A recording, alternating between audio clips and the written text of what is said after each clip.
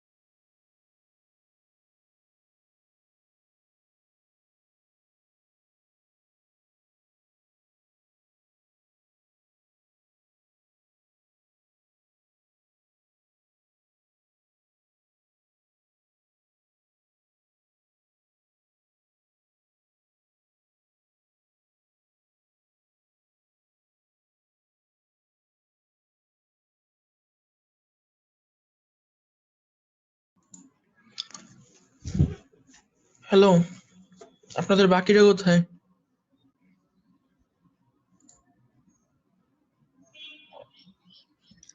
Sir একটা class ছিল তো একটু আগে শেষ হয়েছে এখন। আপনাদের ক্লাস টাইম চেঞ্জ করে তো 11টা থেকে 12টায় দিছিল। একটু আগে ক্লাস শেষ হলো কেন?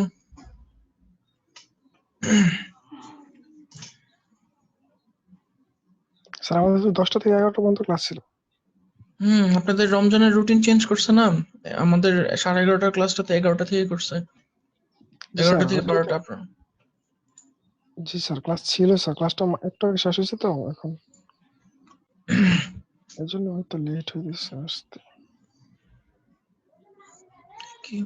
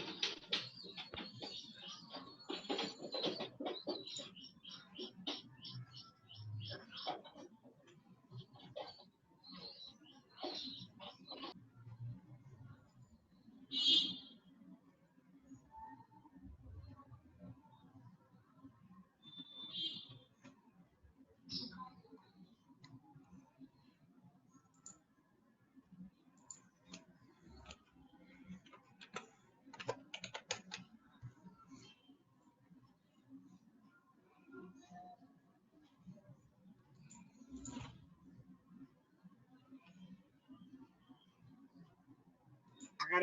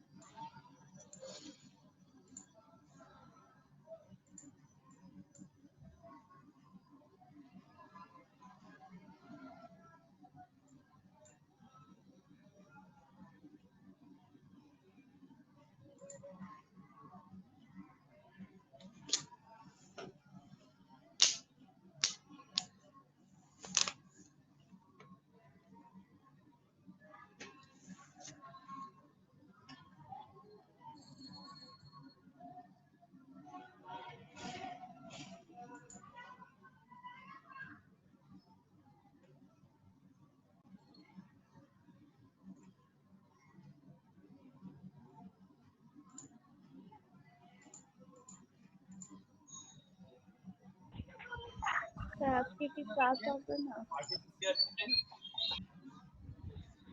হ্যাঁ, ক্লাস আছে তো, জাস্ট ওয়েট করতেছি বাকিদের আসার জন্য। আচ্ছা, অনেক মানুষ হয়ে গেছে, চলুন ক্লাস শুরু করি। ও আচ্ছা। আজকে আমরা যে জিনিসটা পড়বো সেটা হলো কি ইলেকট্রিক্যাল হ্যাজার্ড অ্যান্ড সেফটি।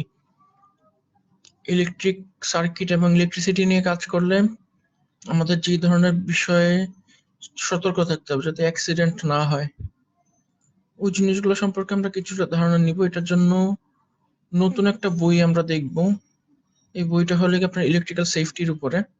এই যে চ্যাপ্টারটা আছে, এই চ্যাপ্টারটা আমি আপনাদেরকে পিডিএফ কপি আপলোড করে দিব।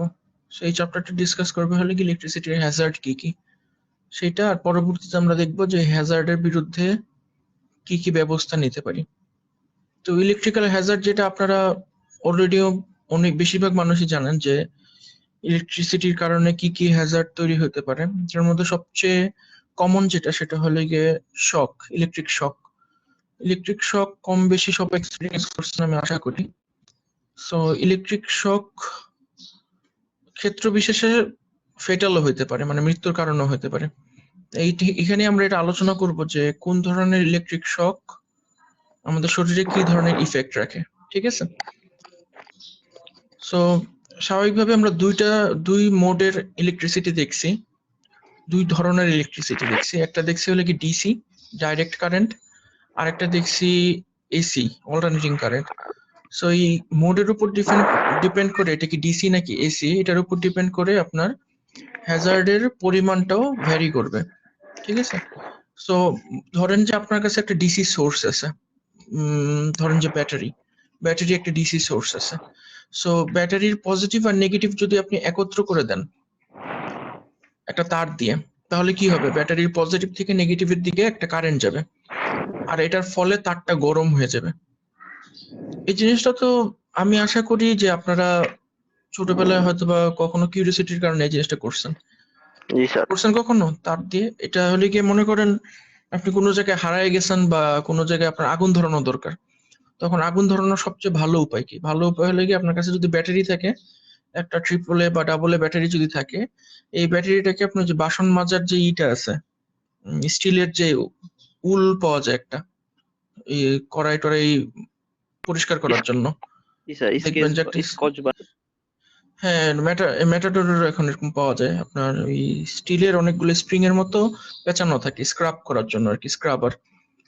সো ওরকম একটা জিনিস যদি আপনার কাছে থাকে, আপনি যদি জাস্ট ব্যাটারির দুই পাশে লাগায় দেন এটাকে, তাইলেই দেখবেন যে ওটার একটা জায়গায় আগুন ধরে যাবে, ওইটা দিয়ে পরে আগুন ধরানো যাবে। তো স্বাভাবিকভাবে বোঝা যাইতেছে যে আপনার ডিসি কারেন্ট যদি পাস করে, তাহলে আপনার খুব সহজেই কোনো কিছুর মধ্যে হিট উৎপাদন করা সম্ভব বা আগুন ধরানো সম্ভব। সো আপনার যদি ডিসি শক যদি আপনি এক্সপিরিয়েন্স করেন, মানে অনেক হাই ভোল্টেজের একটা ডিসি সোর্স আছে, সেই ডিসি সোর্সের সঙ্গে আপনার হাত লেগে গেছে কোনোভাবে, আর আপনার পাটা ছিল গ্রাউন্ডে, তখন আপনি একটা ডিসি শক খাবেন, ঠিক আছে? সো ডিসি শকের হ্যাজার্ডটা হলো গিয়ে, ডিসি শক যদি আপনি খান কোনো একটা জায়গায়, তাহলে আপনার সেই জায়গাতে আলসার হইতে পারে, স্কিনের আলসার হয়ে যেতে পারে। আলসার মানে কি, ছোট একটা ফোস্কার মতো পড়বে এবং নিচে মানে স্কিনের নিচের যে অংশটুকু থাকবে, কি বলে ভুলে গেছি, ওই স্কিনের ঠিক নিচে জায়গাটা শক্ত হয়ে যাবে, তো ওইটাকে আমরা বলি স্কিন আলসার। সো এই ধরনের স্কিন আলসার হওয়ার চান্স থাকবে যদি আপনার ডিসি কারেন্ট এর শক আপনি যদি খান, ঠিক আছে? সো এটা অনেক মাইল্ড, আপনি যদি এসির সঙ্গে তুলনা করেন তাহলে ডিসির ইফেক্টটা অনেক মাইল্ড। সামান্য একটা শক খেলেন, আলসার হয়ে গেল, আলসার থেকে হাইয়েস্ট কি হতে পারে পরবর্তীতে, হয়তো ছোট একটা বিনাইন টিউমারের মতো হতে পারে, এটা তেমন একটা ক্ষতিকর না। কিন্তু আপনি যদি এসি শক খান, এসি কারেন্টে আপনি যদি এক্সপোজ করেন নিজেকে, তাহলে অনেক বড় সমস্যা হতে পারে। সো স্বাভাবিকভাবে কোশ্চেন আসে যে ডিসিতে সমস্যা নাই, এসিতে সমস্যা আছে, এটার কারণটা কি? স্যার আপনাদের হ্যাঁ বলেন, যদি আপনার অনুমান করতে বলি আপনাকে যে ডিসিতে সমস্যা নাই, আমি বলতেছি আমার মুখের কথাই বিশ্বাস যদি করেন যে ডিসিতে সমস্যা নাই কিন্তু এসিতে সমস্যা আছে, আপনাদের কেন মনে হয় যে এসি কারেন্টের সমস্যা আছে? স্যার ডিসিতে কত ভোল্টে শক করে স্যার সাধারণত? এটা তো আপনি যে কোনো ডিসিতেই আপনি খাবেন, শক খাবেন আসলে, কিন্তু সমস্যা হলে কি শকটা আপনি বুঝতে পারবেন না। হ্যাঁ, শকটা আপনি বুঝতে পারবেন না, কিন্তু আপনি শকটা কখন বুঝতে পারবেন আমি বলি। আপনি মনে করেন আপনার কাছে একটা ক্যাপাসিটর আছে, বেশ বড় একটা ক্যাপাসিটর আছে, ঠিক আছে? সো ক্যাপাসিটরটা আপনি এসি ভোল্টেজ দিয়ে ক্যাপাসিটরটাকে চার্জ করলেন, এসি ভোল্টেজ দিয়ে তো ক্যাপাসিটর চার্জ হবে, সমস্যা নেই। ক্যাপাসিটরটা আপনি চার্জ করলেন, তা মনে করেন এটা মনে হয় 120 ভোল্ট পর্যন্ত ধরে রাখবে, ক্যাপাসিটরটা 120 ভোল্ট ধরে রাখবে। এখন আপনি যদি ক্যাপাসিটরটা ডিসচার্জ না করে ক্যাপাসিটরের দুইটা পা এক হাত দিয়ে ধরে ফেলান, তাহলে কি হবে? এটা যে 100 ভোল্টের উপরে ক্যাপচার করে রাখছিল, সেই ভোল্টটা আপনার ঠাস করে একটা শক দিবে, বিরাট বড় শক দিবে, আপনার একদম চোখ টোক অন্ধকার হয়ে যাবে পুরো। আমি নিজে খাইছি, আমি জানি। আপনার চোখ টোক একদম অন্ধকার হয়ে যাবে এবং আপনার হাতের ওই জায়গাটা লাল হয়ে যাবে, ওখানে মানে একটা আলসার হবে আর কি, স্কিনে একটা আলসার হবে আপনার। সো এটা মোটামুটি 100 ভোল্ট, 100 ভোল্ট তো অনেক বেশি, আপনার মনে হয় কত 20-30 ভোল্টের উপরে গেলেই মনে হয় গরম লাগবে এবং ফোসকা পড়া শুরু হয়ে যাবে। তবে আমি ঠিক শিওর না, এটা একটু আমাকে জেনে বলতে হবে আপনাকে। সো ডিসিতে জাস্ট আপনার লোকালাইজ ক্ষতিটা খুব লোকাল হবে, মানে যে জায়গাতে আপনি শক খাবেন সেই জায়গাতে লোকালাইজড একটা ক্ষতি হবে আপনার। কিন্তু এসিতে আপনার হার্ট স্টপ হয়ে যেতে পারে, ফিব্রিলেশন হতে পারে, যেটাকে বলে কার্ডিয়াক অ্যারেস্ট হতে পারে আপনার। প্রথম কোশ্চেন হলে গিয়ে যে ডিসিতে শুধু লোকালাইজড ক্ষতি হবে, মানে ডিসিতে আপনি যে জায়গাটা এক্সপোজ করবেন খুব ছোট একটা জায়গাতে আপনার ক্ষতি হবে, মানে যে জায়গাটা পজিটিভ আর নেগেটিভ আছে। হ্যাঁ বলেন স্যার কোন শকটা বেশি ডেঞ্জারাস, এসিডটা না ডিসিডটা স্যার? আমি তো বললাম এই মাত্র, এসিডটা যে বেশি ডেঞ্জারাস, এসিটা মৃত্যুর কারণ হতে পারে, কিন্তু ডিসিতে আপনি মরবেন বলে আমার মনে হয় না। ডিসিতে একটা কথা ছিল, একটা কোশ্চেন। হ্যাঁ বলেন। স্যার ওই যে হার্টে যে পেসমেকার লাগানো হয় এটা তো ডিসি না স্যার? হার্টে যে পেসমেকার লাগানো হয় ওটা in a sense AC, DC না। আপনারা যদি ওটা পড়তে চান তাহলে ওইটা আমরা আসলে স্কোপের মধ্যে পড়ে না, আমাদের এই সিলেবাসের স্কোপের মধ্যে পড়ে না, নাহলে ওটা খুব ইন্টারেস্টিং ছিল, আমি ওটা একটু দেখাইতে পারতাম আপনাদের। তবে যাই হোক, ওটা আমরা চেষ্টা করবো কভার করার, পেসমেকারের ব্যাপারটা আসবে একটু পরে। এখন যে টপিকটা ছিল টপিকে থাকেন, ঠিক আছে? টপিকটা হলো গিয়ে ডিসিতে লোকালাইজড ক্ষতি হয়, মানে যেই জায়গাতে আপনার শক খান শুধু ওই জায়গাটার ক্ষতি হয়, কিন্তু এসিতে আপনার হার্ট তো অনেক ভিতরে, এত ভিতর পর্যন্ত আপনার ক্ষতি হতে পারে। এটাকে যদি অনুমান করতে বলি আপনাদেরকে, যেটা কেন হবে, আপনারা কি কোনো অনুমান করতে পারবেন বা আশেপাশে কিছু বলতে পারবেন? স্যার এসির তো স্যার ভোল্টেজটা স্যার সবসময় থাকে 220 ভোল্ট, এটা তো না, অবশ্যই আমি বেশি শর্ট বলতেছি এসি আর ডিসির ভোল্টেজ এক, মনে করেন এসি আর ডিসির ভোল্টেজ এক, সেই ক্ষেত্রেও আপনার এসিতে বেশি ক্ষতি হবে, ডিসিতে কম ক্ষতিই হবে না বলতে গেলে সেটার তুলনায়।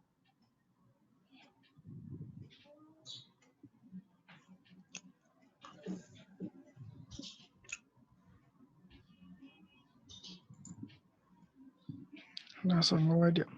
No sir idea. এসির কারেন্ট কি স্যার একবারে আমাদের কোষে কোষে পৌঁছায় যায় এরকম কিছু স্যার? হ্যাঁ, আপনি ঠিক বলছেন, এসির কারেন্টটা আমাদের কোষে কোষে পৌঁছায় যায়। এটার কারণটা কি? কারণটা আপনি ইলেকট্রিক্যাল পার্সপেক্টিভ থেকে চিন্তা করতে হবে আপনাকে, ঠিক আছে? মানে এটা কোনো কবিরাজি এই টাইপের না। জিনিসটা কিভাবে আপনি যদি চিন্তা করেন তাহলে দেখবেন যে আমরা যখন ক্যাপাসিটর আর ইন্ডাক্টর পড়ছিলাম, ক্যাপাসিটর আর ইন্ডাক্টর যখন আমরা পড়ছিলাম তখন আমরা কি দেখছিলাম, যে একটা ক্যাপাসিটর আপনার যখন ডিসি ভোল্টেজ আপনি যখন একটা ক্যাপাসিটরের দুই পাশে অ্যাপ্লাই করবেন, তখন ক্যাপাসিটর কিন্তু একটা সার্টেন টাইমের পরে কি হয়ে যাবে,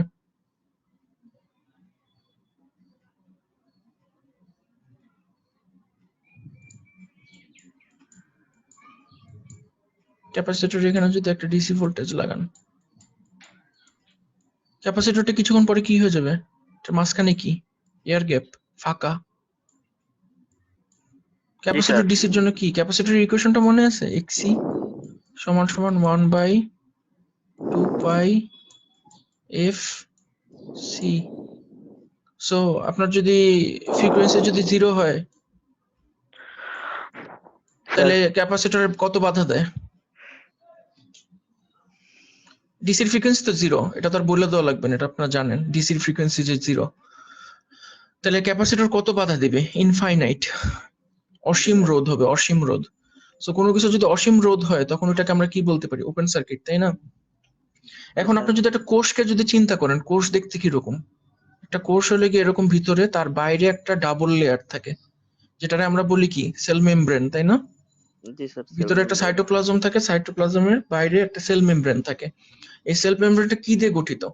আপনারা যারা বায়োলজি ভালো করে পড়ছেন ওরা জানবেন সেল মেমব্রেন হলে কি আপনার লিপিড বাইলেয়ার দিয়ে তৈরি, তাই না? জি স্যার। একটা লিপিডের বাইলেয়ার থাকে। সো আপনি যদি চিন্তা করেন যে সেলের ভিতরের যে অংশটা এটা এক ধরনের লবণ পানি, ঠিক আছে, আর সেলের বাইরের যে অংশটা এটাও এক ধরনের লবণ পানি। আমরা জানি যে লবণ পানি একটা ইলেকট্রোলাইট, সো এটা বিদ্যুতের জন্য কন্ডাকটিভ, তাই না? এটা কন্ডাক্ট করে, সুপরিবাহী। ইলেকট্রিসিটি কন্ডাক্ট করে। কিন্তু লিপিড যে আছে মাঝখানে চর্বি, এটা হলে গিয়ে বিদ্যুৎ অপরিবাহী বা কুপরিবাহী যেটাই বলেন। তো সেখানে ভিতরে একটা কন্ডাক্টর আছে, বাইরে একটা কন্ডাক্টর আছে, মাঝখানে হলো গিয়ে একটা ডাইইলেকট্রিক ম্যাটেরিয়াল। এই জিনিসটাকে কি আপনি অনেকটা ক্যাপাসিটর হিসেবে চিন্তা করতে পারেন না? জি স্যার। জি স্যার। এখন ক্যাপাসিটরের ক্ষেত্রে আপনার যদি ফ্রিকোয়েন্সি 0 হয়, ফ্রিকোয়েন্সি যদি 0 কে অ্যাপ্রোচ করে, তাহলে সেখানে ভিতর দিকে কারেন্ট যাওয়ার কোনো সম্ভাবনা আছে? নাই, কারণ এটা ওপেন সার্কিট, তাই না? জি স্যার, ওপেন সার্কিট। কিন্তু এটার যদি একটা ফ্রিকোয়েন্সি থাকে তখন কি হবে? তখন স্যার তো এটা কারেন্ট যাবে। কারেন্ট যাবে। তাইলে আপনার এসিতে আমরা জানি যে অল্টারনেটিং কারেন্টের অবশ্যই একটা ফ্রিকোয়েন্সি থাকবে, আর সেই ফ্রিকোয়েন্সির উপর ডিপেন্ড করবে যে এটা কতটুকু আপনার সেলকে পেনিট্রেট করবে। সো আপনি মনে করেন হাতের মধ্যে শক খাইতেছেন, কিন্তু এই শকটা খুব সহজে আপনার cell to cell to cell হয়ে হৃৎপিণ্ডে পৌঁছে যেতে পারে না?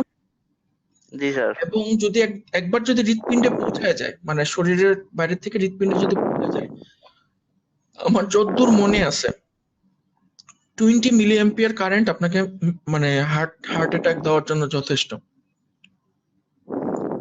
সো জি স্যার। 20 মিলি অ্যাম্পিয়ার অনেক ছোট কারেন্ট, আপনারা যেখানে ল্যাবে 1 অ্যাম্পিয়ার পর্যন্ত মেজার করছেন, আমার যতদূর মনে পড়ে অ্যাম্পিয়ার পর্যন্ত মেজার করছেন আপনারা মনে হয়।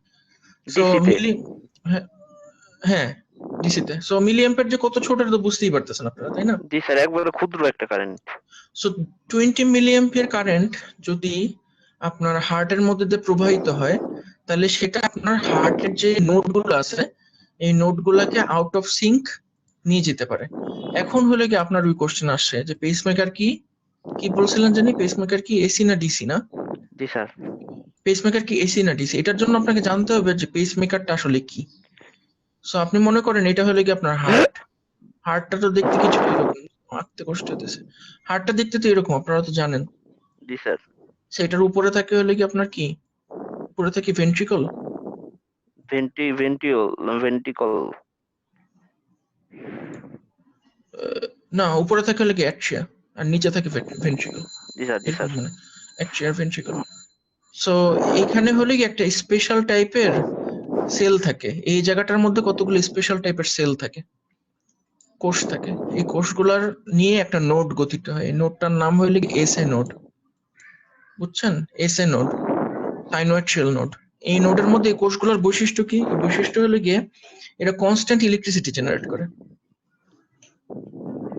এটা কনস্ট্যান্ট ইলেকট্রিসিটি জেনারেট করে, মানে এটা কিছুক্ষণ পর পরই এরকম পালস জেনারেট করে। বুঝতে পারছেন আমার কথাটা? জি স্যার। সো এরা পালসটা জেনারেট করলে কি হয়, এরা পালসটা জেনারেট করলে এই যে এই সাইডটা আছে না, এই সাইডটা সংকুচিত হয়, আর এই সাইড থেকে পালসটা এখানে যাওয়ার জন্য একটা হাই ব্যান্ডউইথ তার আছে। খুবই অদ্ভুত। আমরা যেরকম ইন্টারনেটের জন্য হাই ব্যান্ডউইথ একটা তার ইউজ করি, তেমন কোষের মধ্যেও কিছু হাই ব্যান্ডউইথ কোষ আছে, যারা খুব তাড়াতাড়ি এবং অত্যন্ত মানে কি বলবো ফিডিলিটির সঙ্গে, মানে সিগন্যালটা চেঞ্জ হয় না, ফিডিলিটির সঙ্গে এই সাইড থেকে এই সাইডে সিগন্যালটাকে নিয়ে আসতে পারে। ফার্স্টে এই জায়গাটা সংকুচিত হয়, তারপরে এই জায়গাটা সংকুচিত হয়, বুঝছেন? তারপরে এই সিগন্যালটার একটা পার্ট এই জায়গায় চলে যায়। এই জায়গায় আবার স্পেশাল কতগুলো সেল থাকে যারা এই সিগন্যালটার অপেক্ষায় থাকে, এটাকে বলা হয় কি এভি নোড। এই সিগন্যালটার অপেক্ষায় থাকে ওরা, যেই মাত্র এই সিগন্যালটা পৌঁছায় সাথে সাথে ওরা আবার একটা ইলেকট্রিসিটি জেনারেট করে। এদের আবার ইলেকট্রিসিটি জেনারেট করার ক্ষমতা আছে, বুঝছেন? জি এরা স্যার। আবার একটা ইলেকট্রিসিটি জেনারেট করে, যাদের সিগন্যালের ফর্মটা এরকম না, ডিফারেন্ট। আমার ফর্মটা মনে নেই। তারপরে কি হয়, তারপরে এই সিগন্যালটা যেই মুহূর্তে এখানে পৌঁছায় ওরা একটা পালস জেনারেট করে। এই পালসটা এইভাবে আর এইভাবে করে পুরো হার্টে ছড়ায় পড়ে। এখানে আবার কতগুলো সেল থাকে, এই সেলগুলোর নাম হলো কি হিসপারকেনজি বান্ডেল। এই হিসপারকেনজি বান্ডেল গুলো আবার ইলেকট্রিসিটি জেনারেট করতে পারে। তখন এই ভেন্ট্রিকল যেগুলো আছে ওরা আবার একসাথে সংকুচিত হয়।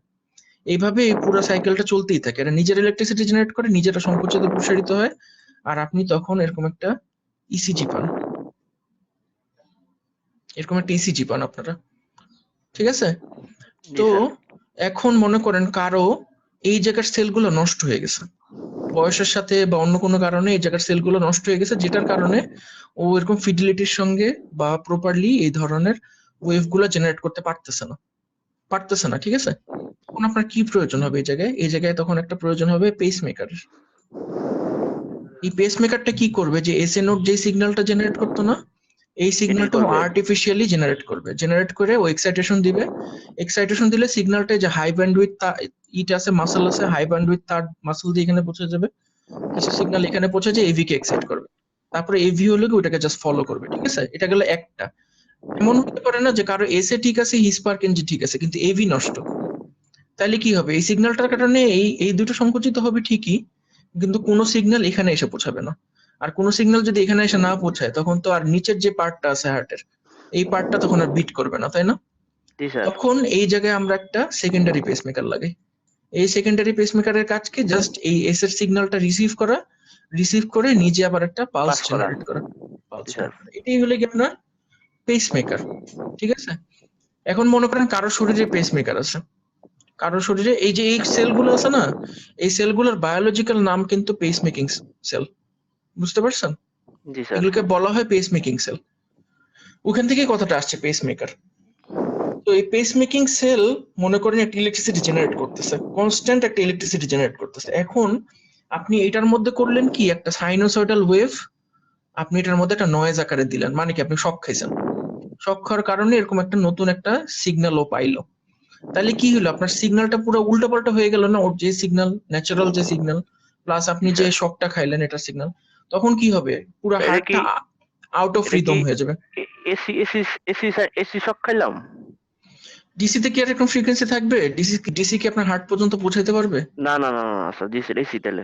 এটা কনফিউজ হবেন না, ডিসি কিন্তু আপনার হার্ট পর্যন্ত কখনো পৌঁছাইতেই পারবে না। ডিসি প্রথম সেলে যেই থেমে যাবে, কারণ ও তো সেলটাকে অতিক্রমই করতে পারবে না, তাই না? জি স্যার, জি স্যার। ও শুধু করবে কি, সেলের আশেপাশে যে ফ্লুইড আছে, এই সেলের আশেপাশের ফ্লুইড গুলোকে গরম করেই ব্যাস সেটার কাজ শেষ, আর কোনো কাজ নেই। কিন্তু ঠিক আছে। এসি অনেক গভীর পর্যন্ত যেতে পারবে, এসি গভীর পর্যন্ত যাইতে পারে দেখেই কিন্তু আমরা ইসিজি মাপতে পারি। কারণ ইসিজি আমরা মাপি কোথার থেকে? ইসিজি কিন্তু আমরা মাপি হাত আর পা থেকে, কিন্তু সিগন্যালটা কিসের? সিগন্যালটা কিন্তু হার্টের। হার্টের জি স্যার। সিগন্যালটা আপনি হাত আর পা থেকে পাইতেছেন। এই যে হার্টের মধ্যে কন্টিনিউয়াস একটা ভোল্টেজ জেনারেট হইতেছে, এই ভোল্টেজটা কিন্তু আপনি হাত আর পা থেকে মাপতেছেন। এখন এই সিগন্যালটা যদি পিরিয়ডিক না হইতো, এসি যদি না হইতো, তাহলে কি আপনি জিন্দেগিতে কখনো ইসিজি মাপতে পারতেন? না। পারতেন না। ইসিজি, এসি দেখেই আপনি ইসিজি মাপতে পারেন। এখন এইটা আমাদের টপিক না, আমাদের টপিক হলে গিয়ে তাইলে এই যে এসি যে পৌঁছাইলো, পৌঁছানোর পরে হার্টটা এখন কি হবে? হার্টটা এখন পুরোপুরি আউট অফ রিদম হয়ে যাবে। মানে হার্টের মধ্যে সুন্দর একটা কোঅর্ডিনেশন ছিল, এই কোঅর্ডিনেশনটা নষ্ট হয়ে যাবে। তখন আমরা ওইটাকে বলি যে ফিব্রিলেশন হয়েছে বা হার্ট অ্যাটাক হয়েছে, ক্ষেত্র বিশেষে। আমার কথাটা কি বুঝতে পারছেন? জি স্যার, তার মানে যাদের শরীরে স্যার পেসমেকার লাগানো আছে তাদেরও হুম। আর কি হার্ট বন্ধ হয়ে যাওয়ার পসিবিলিটি আছে। হ্যাঁ, অবশ্যই পসিবিলিটি আছে। আপনার ইলেকট্রিক শক খাইলে দেখা যাবে যে পেস মেকিং যে সার্কিট আছে, এই সার্কিটের মধ্যে গোলমাল হতে পারে, তখন দেখা যায় পেস মেকার বন্ধ হয়ে যেতে পারে। জি স্যার। সো ইলেকট্রিসিটির তাহলে আমরা দুইটা হ্যাজার্ড দেখলাম। একটা হ্যাজার্ড দেখলাম হলো কি ডিসি কারেন্টের সঙ্গে আপনি যদি এক্সপোজড হন তাহলে কি ক্ষতি হতে পারে। ডিসি কারেন্টে আপনার যদি পরীক্ষাতে আসে যে বিভিন্ন কারেন্ট ইলেকট্রিক্যাল হ্যাজার্ড গুলো বর্ণনা করো, তাহলে আপনারা সুন্দর করে লিখতে পারবেন যে ইলেকট্রিক্যাল ডিসি কারেন্ট যদি শক খাই তাহলে আমি চাই বার্ন হবে, আমার স্কিনটা বার্ন হবে, স্কিন আলসার হবে, আর এই বাদে আপনার তেমন বেশি একটা ক্ষতি হবে না। আর এসি কারেন্টে আপনি যদি এক্সপোজড হন তাহলে এসি কারেন্টের এটা ডিপেন্ড করবে হলো কি ম্যাগনিটিউড এবং ফ্রিকোয়েন্সি। সবসময় মনে রাখবেন এটা ডিপেন্ড করবে হলো কি ম্যাগনিটিউড এবং ফ্রিকোয়েন্সি। সবচেয়ে মজার ব্যাপার কি, সবচেয়ে মজার ব্যাপার হলো গিয়ে শরীরের জন্য সবচেয়ে খারাপ এসি ফ্রিকোয়েন্সি কত? আপনার কত মনে হয় শরীরের জন্য সবচেয়ে খারাপ এসি ফ্রিকোয়েন্সি কত?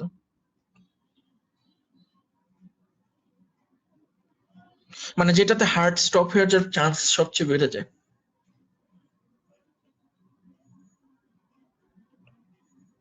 কম নাকি স্যার, মানে কমের দিক দিয়ে নাকি? হ্যাঁ, আপনি ঠিক বলছেন, কমের দিক দিয়ে।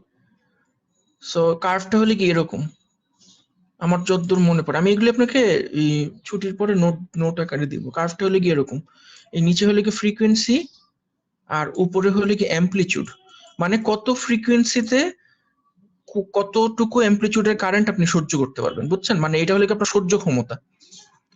সো ফ্রিকোয়েন্সির সঙ্গে সঙ্গে দেখতেছেন যে আপনি বেশি অ্যাম্পলিটিউডের কারেন্ট সহ্য করতে পারবেন, এবং এটার যে তলাটা, এই তলাটা কত ফ্রিকোয়েন্সিতে বলতে পারবেন? এটা সবচেয়ে হাস্যকর, মানে আয়রনিক একটা ব্যাপার। এই তলাটা হলো কি 50 হার্টজের। তাহলে এখন আয়রনিটা কোথায় বলুন তো, হাস্যকর ব্যাপারটা কোথায়?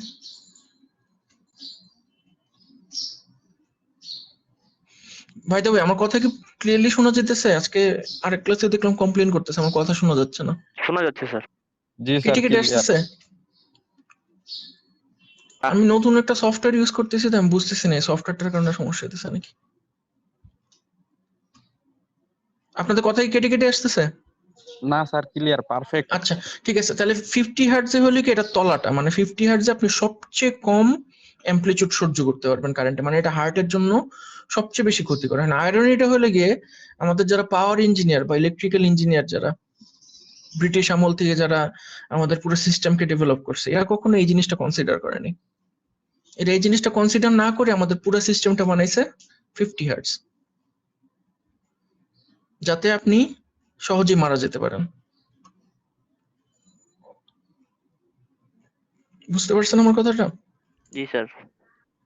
সো এই জন্য 50 হার্টজের ব্যাপারে খুব সাবধান। আপনার কারেন্টের ফ্রিকোয়েন্সি যদি বেড়ে যায়, মনে করেন 1 কিলো হার্টজ 2 কিলো হার্টজ, আপনার তেমন একটা ভয় পাওয়ার কারণ নেই, কারণ ওইটাতে আপনার হার্ট স্টপ হয়ে যাওয়ার চান্স অনেক কম। কিন্তু আপনার যখন লোয়ার ফ্রিকোয়েন্সি নিয়ে কাজ করবেন, স্পেশালি পাওয়ার লাইনের যে ফ্রিকোয়েন্সি 50-60 হার্টজ, এই ফ্রিকোয়েন্সিতে আপনাকে খুব সাবধান থাকতে হবে। বুঝতে পারছেন? সো আপনাকে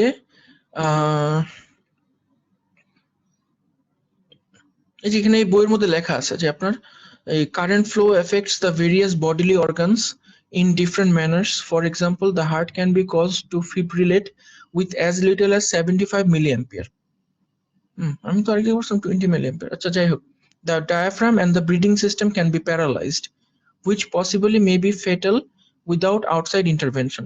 With less than 30 milliampere of current flow, the specific responses of the various body parts current flow is covered in the later section. ঠিক আছে, তাহলে এটা গেল ইলেকট্রিক শক। ইলেকট্রিক শকের ব্যাপারে আপনাদের সাবধান থাকতে হবে। সো ইলেকট্রিক শক যাতে আপনি না খান, এই জন্য আমাদের কিছু প্রিকশন নিতে হয়। ইলেকট্রিক শক আপনারা, আমি জানি না আপনারা পিসি ইউজ করেন কেউ? বাসায় কি পিসি ইউজ করেন নাকি সবাই ল্যাপটপ ইউজ করেন? না স্যার, ল্যাপটপ ইউজ করি, কিন্তু বলেন যেটা বলবেন। পিসি ইউজ না করলে আসলে এটা একটু বোঝানো কঠিন। আপনার মানে পিসির কেসিং এ বা কোন একটা ইলেকট্রিক্যাল ইকুইপমেন্টের আর্থিং করে কেসিং মাঝে মধ্যে। যেটা স্টিল দিয়ে তৈরি আর কি, ওটার কর্নারে যদি ধরেন, টপ বটমে না, শুধু কর্নারে যখন ধরেন, তখন কিন্তু আপনি প্রচুর পরিমাণে শক খাওয়ার একটা চান্স থাকে যদি আর্থিং এ গোলমাল থাকে, তাই না?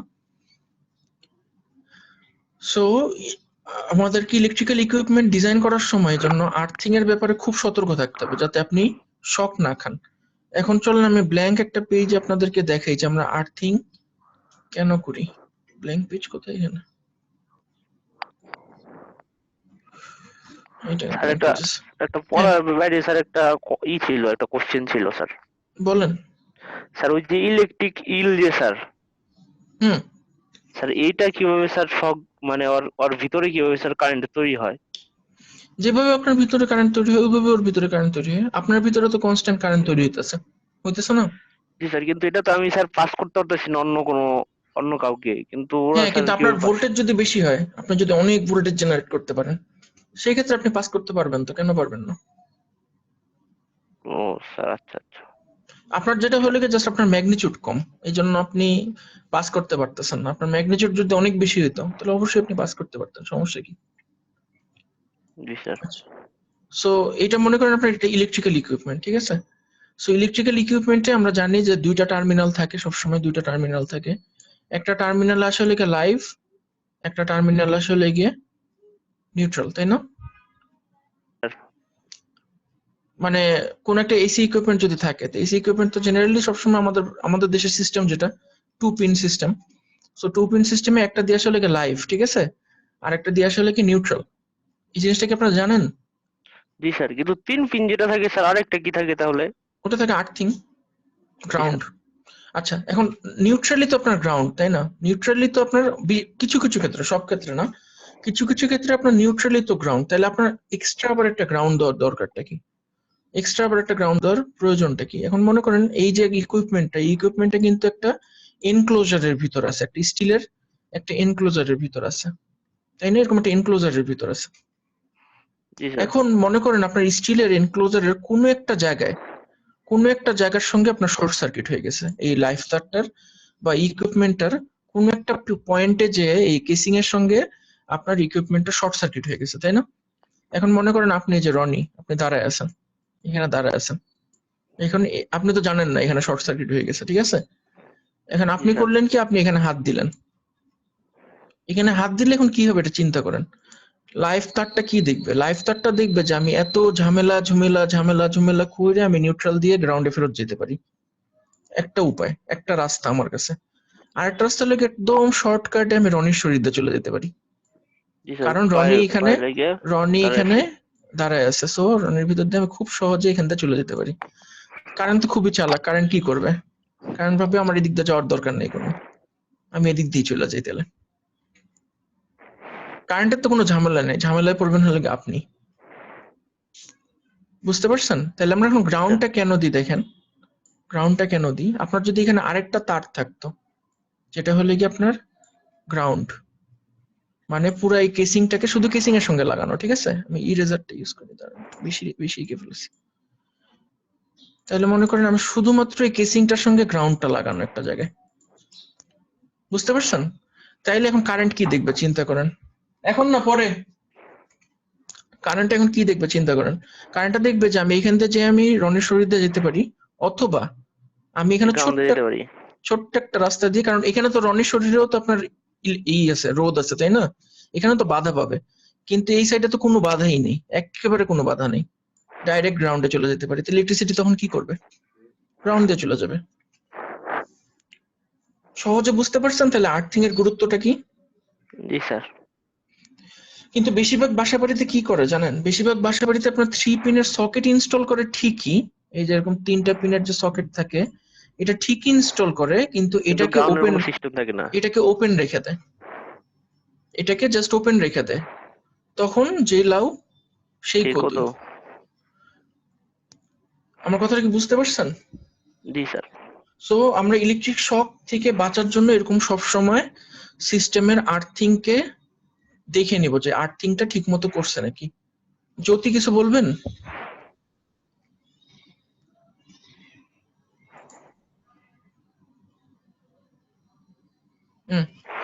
ঠিক আছে, বুঝতে পারছেন। তাহলে এখন আপনারা যদি কোনো কিছুতে শক খান, কোনো একটা কেসিং এ যদি শক খান, তাহলে সহজেই ওখান থেকে বুঝতে পারবেন যে আপনি কেন শক খাচ্ছেন বা এটার কিভাবে সমাধান করতে হবে। স্যার মানে আরেকটা কোশ্চেন ছিল স্যার। বলেন। স্যার আমরা যখন এই শক টক খাই তখন স্যার এই যে সার্কিট ব্রেকার যেটা থাকে সেটা পড়ে যায় স্যার, এটা কিভাবে? হ্যাঁ, ওই তো এক্সেলেন্ট কোশ্চেন করছেন। এরপরেই আসতাম ওটাতে।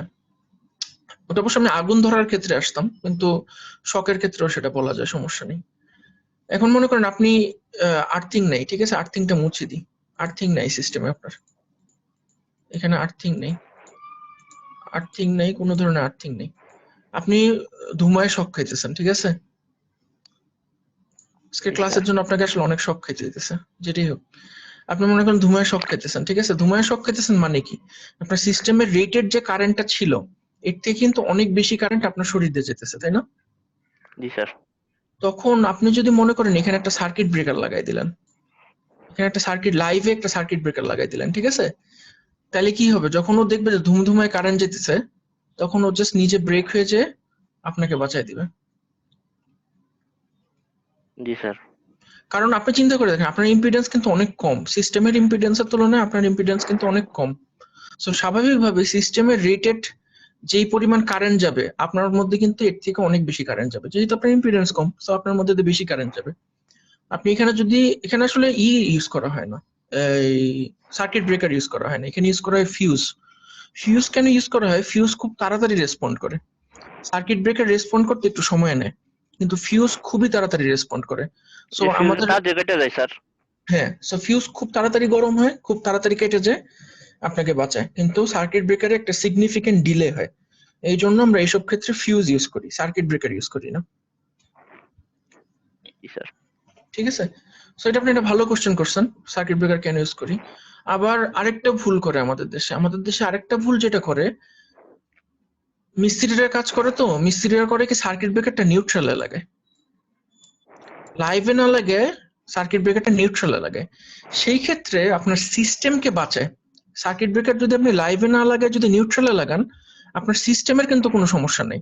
কারণ কি, কারণ আপনার সিস্টেমে যখন বেশি কারেন্ট যাইতে চাবে তখন কিন্তু আপনার লাইভে সার্কিট ব্রেকার রাখলেও সার্কিট ব্রেকার বন্ধ হবে, নিউট্রালে সার্কিট ব্রেকার রাখলেও সার্কিট ব্রেকার বন্ধ হবে। জিনিসটা ভালো করে চিন্তা করে দেখেন, যে বেশি কারেন্ট যখন যাইতে চাবে, এটা তো পুরো একটা কমপ্লিট লুপ, তাই না?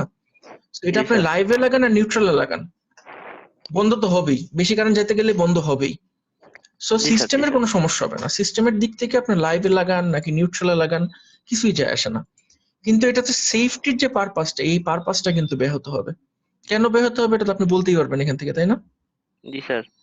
কারণ আপনি যদি বেচারা, আপনি যদি এখানে শক খেয়ে মরেও পড়ে থাকেন, এই নিউট্রাল সার্কিট ব্রেকার এই বেটা কিন্তু টের পাবে না। পাবে টের? না না না কিছুতেই টের পাবে, টের পাওয়ার কোনো উপায় নেই, কারণ ও তো সার্কিট থেকে এখন পুরোপুরি বঞ্চিত, ও পুরোপুরি সার্কিটের বাইরে। এখন কারেন্ট প্রবাহিত হতেছে আপনার মধ্যে দিয়ে, এই রাস্তা দিয়ে, সো ও এখানে ঘুমিয়ে থাকবে, টেরও পাবে না কি হচ্ছে। সো এই জন্য সবসময় সিস্টেম ডিজাইন করার সময়, স্পেশালি বাসাবাড়ির সিস্টেম ডিজাইন করার সময় অবশ্যই একজন ইলেকট্রিক্যাল ইঞ্জিনিয়ার, মানে অ্যাটলিস্ট যে ধরনের ইঞ্জিনিয়ারই হোক, ইনভলভ করাটা জরুরি, যার অ্যাটলিস্ট টেকনিক্যাল নো হাউ আছে, যে আমি এটাকে লাইভে লাগাবো নাকি নিউট্রালে লাগাবো, আমি কি ঠিকমতো আর্থিং করছি নাকি করিনি, আমি বাসার উপরে কি লাইটনিং অ্যারেস্টর লাগাইছি নাকি লাগাইনি। এই জিনিসগুলো কিন্তু অবশ্যই আপনাকে নোটিস করতে হবে, কারণ এগুলো কিন্তু ফায়ার হ্যাজার্ডও আপনার যদি ঠিক মতো না লাগান আগুন লেগে যাবে, কিন্তু সার্কিট ব্রেকার টের পাবে না। বুঝতে পারছেন না সমস্যা আছে? না স্যার। আচ্ছা, স্যার আরেকটা কোশ্চেন ছিল। বলেন। এই যে মশা মারার যে ব্যাট স্যার, স্যার এটা তো sir AC DC current sir, এটা আমরা যে এসি থেকে ডিসি করতেছি, তাহলে স্যার এটা মশা মরতেছে, প্লাস মাঝে মাঝে আমাদের হাত গেলে স্যার আমরা শক খাইতেছি। বলুন তো, আপনার তো এতক্ষণে বলে ফেলার কথা। আমি জানি যে ক্লাস যারা অ্যাটেন্ড করতেছে এদের বলে ফেলার কথা যে কেন হবে এই জিনিসটা।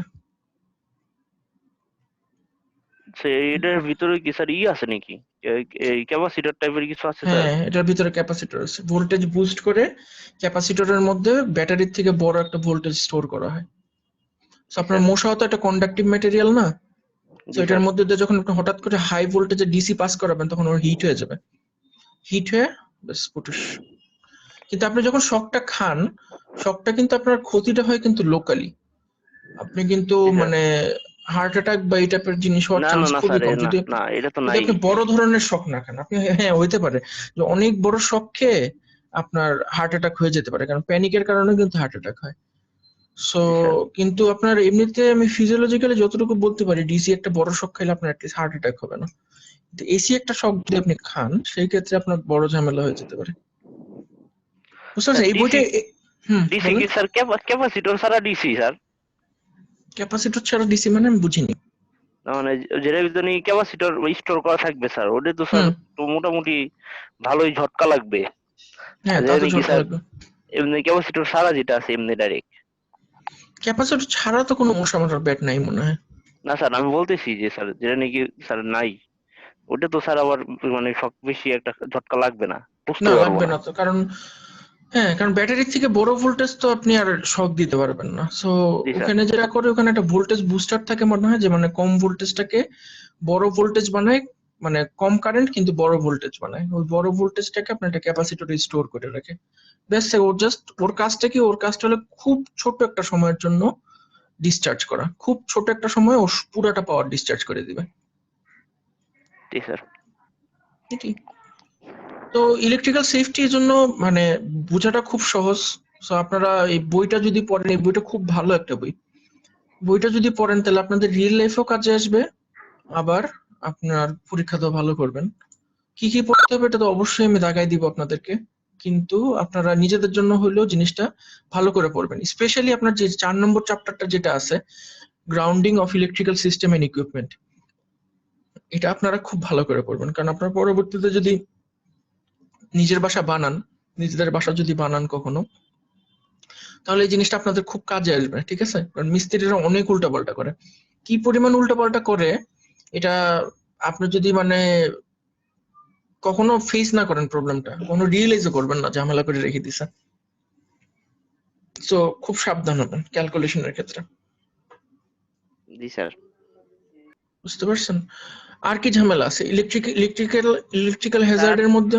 হ্যাঁ বলেন। এই স্যার বিদ্যুৎ চমকাই যে স্যার, এটা যে শকটা স্যার, এটা কি স্যার এসির মতো কাজ করে না স্যার? না, ওটা ডিসি। মানুষের ক্ষতি হয় কেন স্যার? ডিসি মানুষের ক্ষতি, মানুষ পুরো ছাই হয়ে যায়, কয়লা হয়ে যায়, আর ক্ষতি হবে কেন? মানুষ গরমে পুরো ছাই হয়ে যায়। জি স্যার। আর কি ক্ষতি হবে বলেন? এর থেকে বড় ক্ষতি আর কি হতে পারে?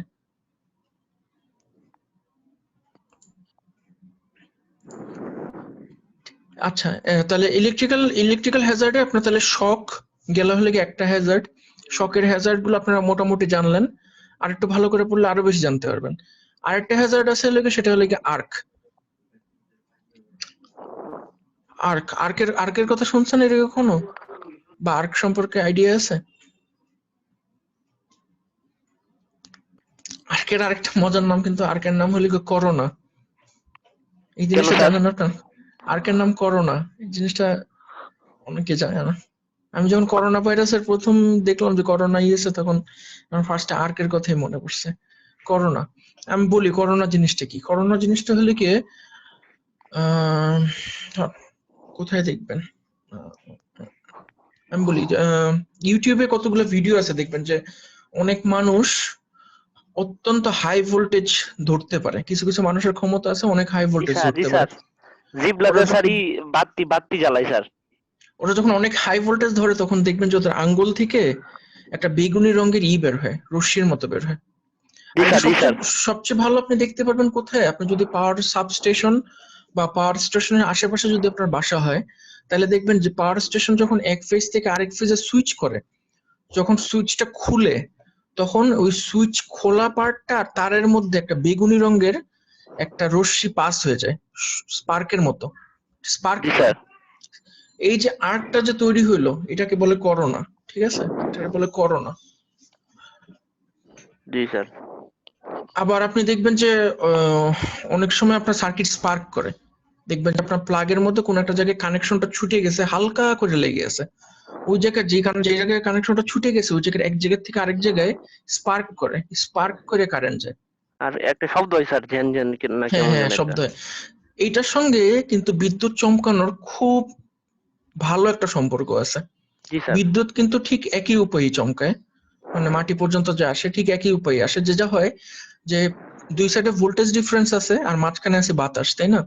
বাতাস হলে কি একটা ডাইইলেকট্রিক ম্যাটেরিয়াল। সো বাতাস যদি একটা ডাইইলেকট্রিক ম্যাটেরিয়াল হয় এটার অবশ্যই একটা ব্রেকডাউন পয়েন্ট থাকবে, যে এই পয়েন্টে গিয়ে ও ভেঙে যাবে, ভেঙে গেলে ওর ভিতর দিয়ে কারেন্ট প্রবাহিত হবে, ঠিক আছে? ওটাকে আমরা বলি, এটাকে প্রকাশ করি হলে আমরা ডাইইলেকট্রিক স্ট্রেংথ দিয়ে, যেটা ডাইইলেকট্রিক স্ট্রেংথ কতটুকু। তো সবারই শক্তির একটা সীমা আছে, ঠিক আছে? বাতাস যতই অপরিবাহী হোক এটার একটা এই অপরিবহনেরও একটা সীমা আছে। তো যদি দুই সাইডের ভোল্টেজ বেশি হয় মাঝখানের বাতাসটা ব্রেকডাউন হয়ে যায় তখন ও কারেন্ট পরিবহন করে। আর কারেন্টটা যে পরিবহন করতেছে ওইটা আমরা স্পার্কের আকারে দেখতে পাই, বুঝতে পারছেন? সো এটাকে বলা হলো কি আর্ক, বা কিছু কিছু ক্ষেত্রে হাই ভোল্টেজের ক্ষেত্রে আমরা বলি করোনা, স্যার বুঝতে পারছেন? হ্যাঁ যে বলেন। একটা দেখছিলাম, ম্যাজিক ইন সায়েন্সে একটা বিজ্ঞানী ছিল, বিজ্ঞানী আর কি, ওই যে স্ট্যান্ড মিস্টান করে হুম স্যার। ও দেখলাম স্যার একটা ওই যে ওইরকম ট্রান্সফরমার না কিরকম একটা স্টেশনের উপরে দাঁড়ায় একটা হুম স্যার কি যেন একটা ধাতবের চেনের মতন একটা স্যার সুটের মতন ওটা পড়লো। হুম পড়ার পরে দেখলাম স্যার ওই আপনার ওইটা মানে ওই মানে উচ্চ হুম বিদ্যুৎ হুম যে হুম এইটা আছে হুম ওইটা এক হাত দিয়ে নিয়ে আরেক হাত দিয়ে স্যার এরকম হুম স্পার্কের মতন বেরিয়েছিল। হ্যাঁ কিন্তু আমার কথা হলো স্যার যে ও যে জিনিসটা পড়লো স্যার মেটাল টাইপের, এই জিনিসটা কি হুম স্যার আমার সুটের ঠিক মতন? আইডিয়া নেই, তবে আমি যদি এখন অনুমান করি তাহলে আমি বলবো মেটালটা হলে কি ওর শরীরের ভিতর দিয়ে কারেন্টটা না নিয়ে ওর স্যুটটা দিয়ে কারেন্টটা পাঠিয়ে দিতেছে। জি স্যার। মানে মেটালের স্যুটের ভিতরটা ইনসুলেটেড, ওর কোনো ক্ষতি হবে না। সো কারেন্টটা ওর স্যুটের বাইরের অংশটা দিয়ে যেয়ে বাইরে আভার মতো একটা দেখা যাবে, যদি অনেক হাই ভোল্টেজ হয় আর কি। জি স্যার। তো যেটাই হোক, তো এই বাতাসটা হলে কি আপনার আয়োনাইজড হয়ে যায়, ঠিক আছে? বুঝতে পারছেন? যখন ডাইইলেকট্রিক স্ট্রেংথের উপরে ভোল্টেজ আপনি পাস করবেন তখন বাতাসটা আয়োনাইজড হয়ে যায়। এই আয়োনাইজড বাতাসটাকে আমরা বলি প্লাজমা। বুঝছেন? আপনারা প্লাজমা কথাটা শুনে থাকবেন, আপনারা তো অনেক ছোট আসলে বয়সে, আপনারা মানে প্লাজমা টিভি দেখেন নাই কখনো। সো একটা সময় ছিল যখন এলসিডি ছিল না তখন মানুষ প্লাজমা টিভি ইউজ করতো। তো এই প্লাজমা হলে কি আপনার এই বাতাস আয়োনাইজড হয়ে যায়। যে কোনো একটা গ্যাস যখন আয়োনাইজড হয় তখন আমরা ওটারে বলি প্লাজমা, ঠিক আছে? অনেক হাই ভোল্টেজে প্লাজমা তৈরি হয় ডাইইলেকট্রিক স্ট্রেংথের উপরে। এগুলো আপনার জানা লাগবে না, এগুলো জাস্ট এমনিতে যদি কখনো মনে থাকে তো ভালো, না থাকলে নেই। তো এই আর্ক হলে গিয়ে স্পার্ক হলে গিয়ে আপনার শরীরের জন্য একটা হ্যাজার্ড, বুঝতে পারছেন? আপনি হয়তো বাসা বাড়িতে যারা থাকেন ওদের জন্য হয়তো এতটা হ্যাজার্ড না, কিন্তু যারা ইলেকট্রিক্যাল ইঞ্জিনিয়ার এদের জন্য অনেক বড় হ্যাজার্ড। স্পেশালি আপনারা যারা ইন্ডাস্ট্রিতে কাজ করবেন, টেক্সটাইল ইঞ্জিনিয়ার হয়ে যারা ইন্ডাস্ট্রিতে কাজ করবেন ওদের জন্য এটা অনেক বড় একটা হ্যাজার্ড। কেন? কারণ স্পার্কের কারণে খুব সহজেই আশেপাশের কোনো একটা কিছুতে আগুন লেগে যেতে পারে, তাই না? স্পার্ক হয়ে আপনার যদি হাইলি ফ্লেমেবল কোনো ম্যাটেরিয়াল থাকে, ওই ফ্লেমেবল ম্যাটেরিয়ালে যদি আপনার স্পার্কের কণাগুলো পড়লে আপনার ওই জায়গায় আগুন ধরে যেতে পারে। কারণ স্পার্ক যে জায়গায় হতেছে ওই জায়গায় টেম্পারেচার অনেক বেশি, ঠিক আছে? আরেকটা যেটা হতে পারে আপনার শরীরে যদি ডাইরেক্ট পড়ে আপনার শরীরে ব্লিস্টার হয়ে যেতে পারে, ফোস্কা পড়ে যেতে পারে, ঠিক আছে? তাহলে আপনারা আরেকটা হ্যাজার্ড শিখলেন, সেটা হলো গিয়ে স্পার্ক বা আর্ক। এটার যে বিপদ সেটা জানতে পারলাম। ব্লাস্ট এটা পড়া লাগবে না, ব্লাস্টটা তেমন একটা জরুরি না। ব্লাস্ট আপনারা হয়তো জীবনেও এক্সপিরিয়েন্স করবেন না, টেক্সটাইল ইঞ্জিনিয়ার হইলেও হয়তো করবেন না। আচ্ছা ঠিক আছে। সো এটাই এখানে হলো কি আপনাদের সবগুলো যে হ্যাজার্ড আছে এই হ্যাজার্ড গুলো সামারি করে টেবিল 1.8 এ দেওয়া আছে, ঠিক আছে? শক, আর্ক, ব্লাস্ট। সো এখান থেকে আপনাদের জন্য ইম্পর্টেন্ট যেগুলো এগুলো আপনারা পড়ে নেবেন। শক আর আর্ক এটা আপনাদের জন্য ইম্পর্টেন্ট, সো পড়ে নেবেন। প্রোটেক্টিভ স্ট্র্যাটেজি গুলো পড়বেন, যে এর থেকে প্রোটেকশনের জন্য আমরা অনেকগুলো ডিসকাস করলাম, এর বাইরেও কি কি করা যেতে পারে এই জিনিসটা আপনারা পড়ে নেবেন। বুঝতে পারছেন না কোনো সমস্যা আছে?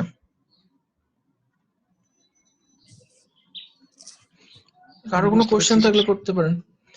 সো আপনাদের এই পড়ার একটা পার্ট হলো গিয়ে ইলেকট্রিক্যাল হ্যাজার্ডস এবং এটার জন্য কি কি সেফটি মেজার নেবেন আপনারা, সেফটি প্রসিডিউর। তো সেফটি প্রসিডিউরের মধ্যে আজকে শুধু আমরা একটাই দেখছি, সেটা হলো গিয়ে কিভাবে গ্রাউন্ডিং বা আর্থিং আপনাকে যে কোনো ধরনের সিস্টেমের ভিতরে যদি শর্ট সার্কিট হয় গ্রাউন্ডিং বা আর্থিং কিভাবে আপনাকে বাঁচাতে পারে। এই জিনিসটা আমি আপনাকে একটা বইয়ের একটা আরেকটা বই আছে আমার কাছে, ওই বইয়ের একটা চ্যাপ্টারের ছোট একটা অংশ আমি কপি করে আপনাদেরকে দিব। ওখান থেকে আপনারা গ্রাউন্ডিং বা আর্থিং এর গুরুত্বটা পড়ে নেবেন, ঠিক আছে? গ্রাউন্ডিং বা আর্থিং এর গুরুত্বটা পড়ে নেবেন। আর এই বইটার মধ্যেও ইলাবোরেট ভাবে এই জিনিসটা দেওয়া আছে, ঠিক আছে? আপনাদের যদি কারো একটু এই জিনিসটা সম্পর্কে বেশি জানার ইচ্ছা থাকে তাহলে অবশ্যই এই বইয়ের 4 নম্বর চ্যাপ্টারটা দেখবেন, ঠিক আছে? এখানে আসলে ক্লাসে খুব বেশি জিনিস কভার করাটা খুব ডিফিকাল্ট, কয়েকটা কথা বলতে বলতে ক্লাসের টাইম শেষ হয়ে যায় এখানে। সো আশা করি পরে আপনাদের কোনো সমস্যা হবে না। আপনাদের কোনো কোশ্চেন থাকলে আমাকে করতে পারেন এখন।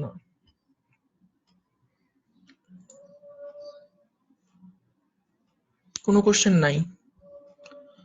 তাহলে আপনারা আপনাদের রোল নম্বর দেন চ্যাটে, রোল নম্বর লিখে আমরা ক্লাস শেষ করতে পারবো।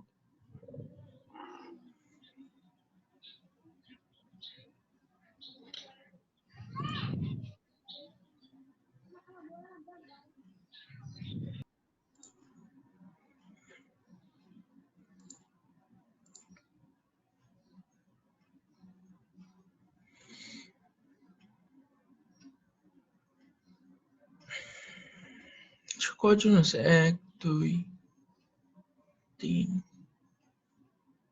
4 5 6 জন।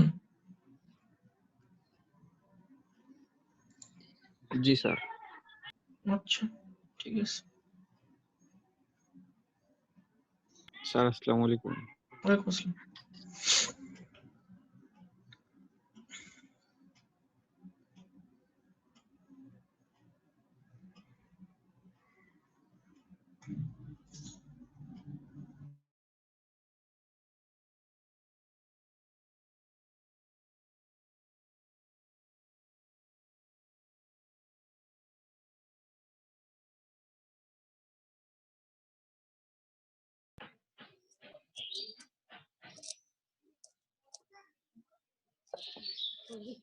পাগল লাগে।